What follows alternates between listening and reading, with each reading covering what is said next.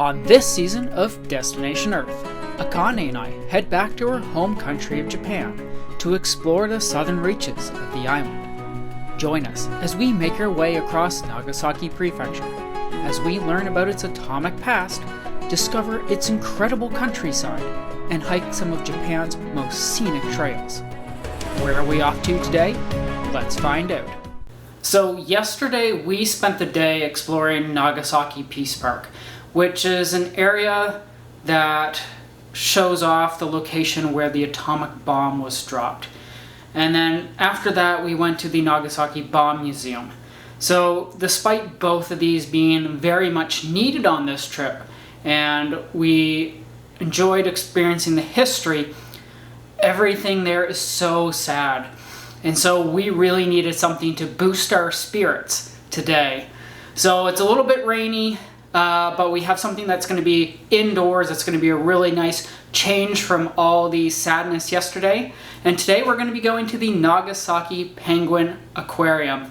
So as you can imagine, this is going to be full of fun and excitement. Instead of just putting up pictures of penguins, which of course we're going to do, we're also going to throw in some fun and interesting facts about them, and hopefully you'll learn something as well.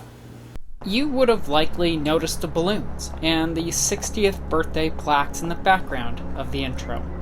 It was my dad's 60th birthday the other day. I was so excited about getting my new studio lights that I forgot to take them down. So seeing that they're there, you might as well take a moment and wish him a happy birthday. His name is Gary. Now that I've explained that, we're ready to head to the aquarium. Unlike many of the other attractions we went to while in Nagasaki, the Penguin Aquarium's not right in town. Not having a vehicle for this first part of the trip, we opted for a good alternative, the bus. The 35-minute bus ride was pretty straightforward, with only a handful of stops.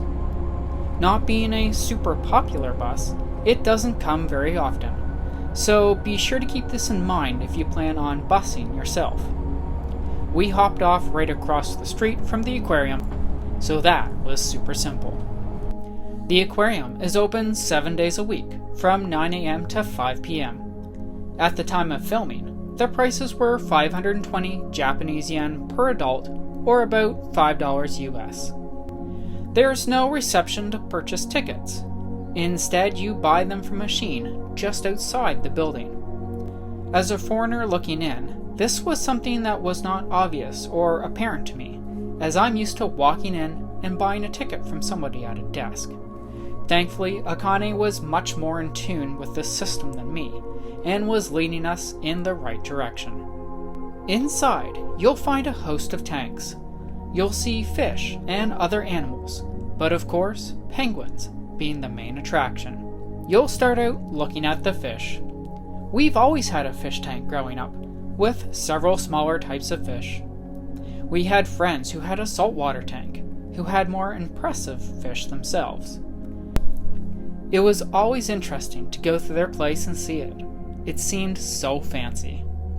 I attempted to have fish myself in my 20s, but the joy of ownership was short-lived.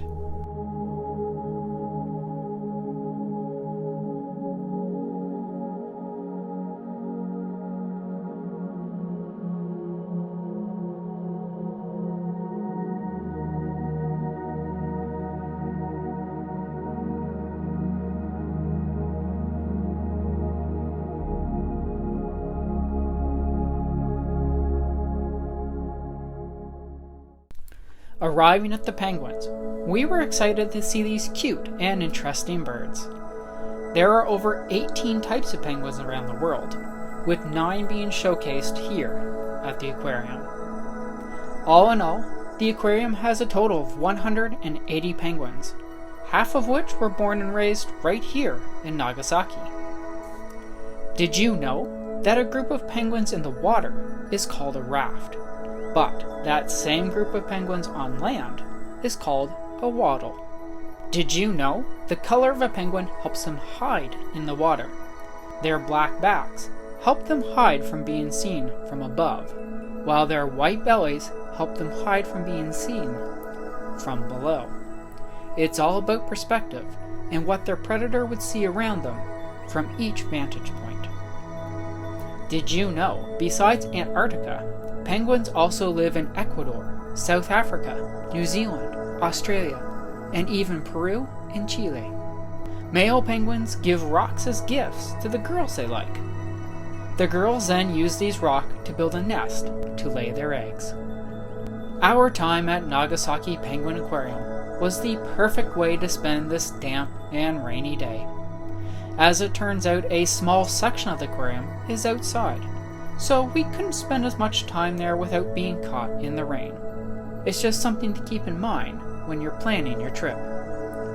As you can see from the back deck, the aquarium itself is located along a stunning section of land, right next to the ocean. We didn't have suitable weather to be out and walking the grounds, but I can imagine this would be almost enjoyable as seeing the animals itself. Although this video may be coming to an end, the adventure continues. Why not join us in the next video to see what we're up to next? Take care and see you there.